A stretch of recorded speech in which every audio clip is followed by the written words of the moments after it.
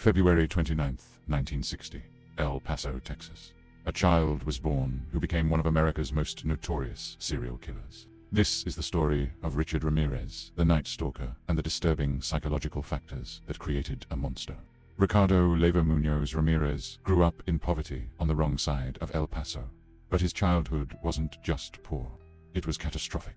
Before age 6, Richard suffered 2 severe head injuries. A swing knocked him unconscious. A dresser crushed him. These traumas caused temporal lobe epilepsy, a condition linked to aggression and altered impulse control. His father was violently abusive. To escape beatings, young Richard slept in cemeteries. His father once tied him to a crucifix overnight as punishment. His mother worked in a shoe factory while pregnant, exposing her developing fetus to toxic chemical fumes that likely damaged his neurological development. But the real turning point came at age 12. Enter Miguel Ramirez, Richard's older cousin and Vietnam War veteran. Miguel became Richard's twisted role model. Miguel showed the 12-year-old graphic Polaroids of Vietnamese women he had raped, tortured, and murdered during the war. He described these acts in detail, framing violence as power. Then, in 1973, everything escalated. 13-year-old Richard watched Miguel shoot and kill his own wife during an argument. This wasn't trauma, this was training. Social learning theory explains how Richard absorbed violence as normal behavior. Murder wasn't just acceptably, it was exciting. Richard also accompanied his brother-in-law on voyeuristic break-ins, learning the stealth techniques he'd later perfect: window entry, silent movement, home evasion. Richard dropped out of Jefferson High School in 9th grade. Education held no interest for him. By his late teens, he was stealing cars and burglarizing homes. In 1977, he moved to California's Tenderloin district in San Francisco, a hub for drugs and crime. He developed a severe cocaine addiction, sometimes staying awake for days.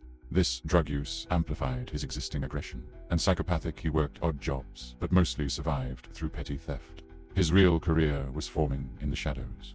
June 28, 1984, Ramirez's first confirmed murder. He killed 79-year-old Jenny Vinco in her Los Angeles apartment, slashing her throat so deeply he nearly decapitated her. Then came the reign of terror. March 17, 1985, he shot Maria Hernandez and killed Dale Okazaki in Rosemead, then murdered Silene Yu in Monterey Park hours later. March 27th, he attacked Vincent and Maxine Zan. He shot Vincent, then sexually mutilated Maxine and gouged out her eyes. May 14th, he murdered William Doy and raped his wife. May 29th, he attacked Malvia Keller and Blanche Wolfe, both in their 80s. The attacks were random. His victims ranged from children to the elderly.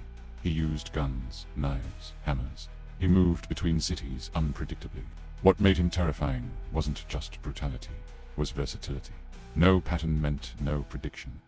Ramirez left pentagrams at crime scenes. He forced victims to swear allegiance to Satan.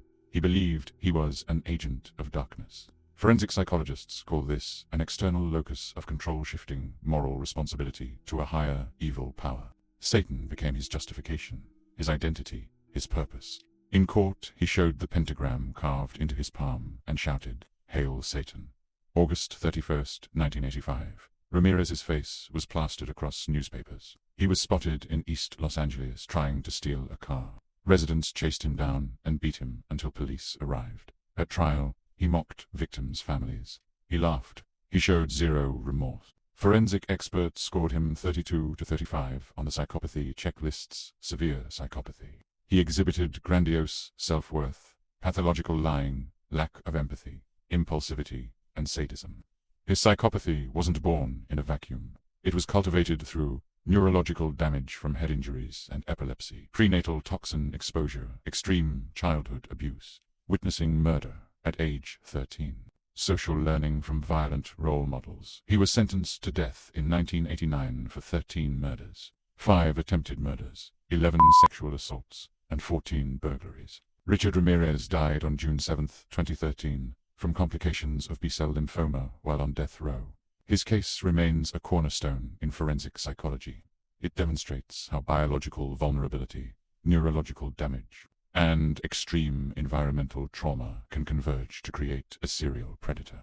Understanding cases like Ramirez isn't about sympathies, about prevention.